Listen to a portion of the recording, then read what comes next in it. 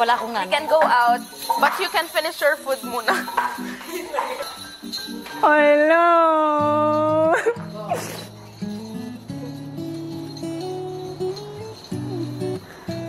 Hala!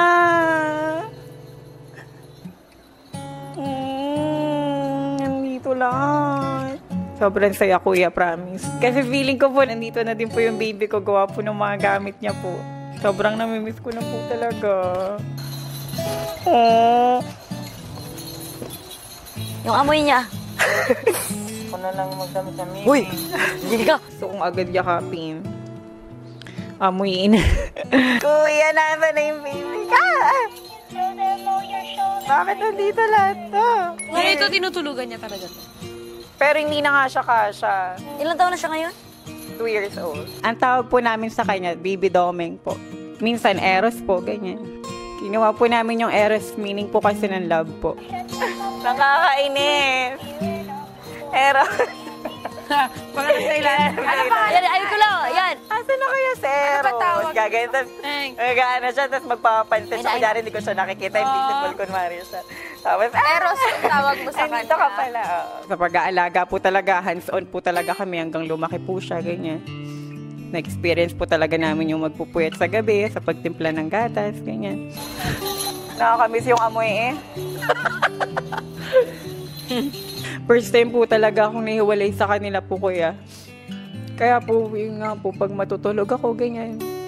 Pagigising, nahihirapan ako kasi nasanay po ako ng katabi sila, ganyan. Maya-maya, ipinasok na ng housemates ang mga gamit. Ipasok lang.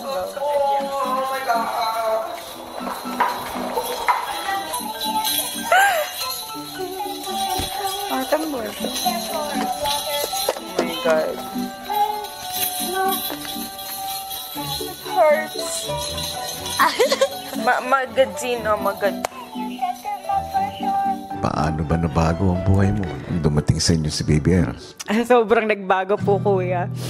Nakailang try po kami, pero hindi talaga, noong una hindi po talaga. Tapos, yun po, nag-decide po ako na tumigil po sa pag-hormones po kasi feeling ko po dun po talaga hindi siya nabubo. Tapos yun po, nung nag-PT yung partner ko po, nag-positive na po siya. Before po, lagi pong luho lang. Nung dumating po si Baby Eros talaga, mas inuuna po namin magbili ng gatas, ng diaper, ganyan, ng vitamins niya. Siya po talaga yung reason kung bakit ako nandito. Gusto ko po kasi mabigyan po siya ng magandang future po talaga. Ano bang pangarap mo para sa iyong anak? Gusto ko po makatapos po siya ng pag-aaral, maging mabait siyang bata, ganyan. Kasi syempre hindi naman po kasi mawawala talaga yung bubulihin siya sa school. Gawa nga po ng syempre hindi naman kami yung normal na daddy at mommy, ganyan. Pero syempre, nasa pagpapalaki pa rin naman po yun, kuya. Gusto ko po talaga habang lalaki siya, na-explain po namin kung ano talaga yung sitwasyon namin. Sobrang mahal na mahal ko po si Baby Eros po. Gagawin ko po talaga lahat para sa kanya, kuya. Tsaka gusto ko po kasi, kuya, maging proud po siya sa akin kahit po galito po kami.